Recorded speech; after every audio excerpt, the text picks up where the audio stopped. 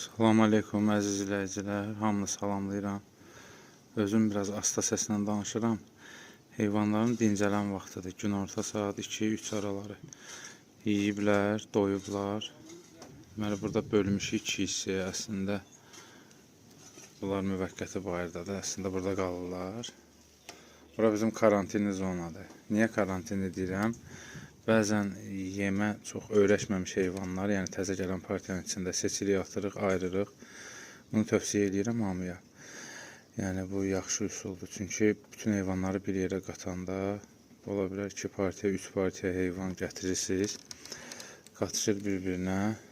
Arpanı tənzimləyirsiniz çəkilərə görə və yaxud deyək heyvanın gündəlik yemə qabiliyyətinə görə. Amma bəzən görürsünüz aralarında zəif yeyənlər var. Yeyir, dayanır və yaxud ümumiyyətcə deyək ki, arpaya öyrəşməyən, otla böyüyən heyvanlar var. Onlar dərhal özünü büruzə verir və bu cür ayırırsınız və burada 14 dənə heyvanı biz ayırmışıq. Ayırırsınız, yavaş-yavaş arpaya öyrəşdirirsiniz.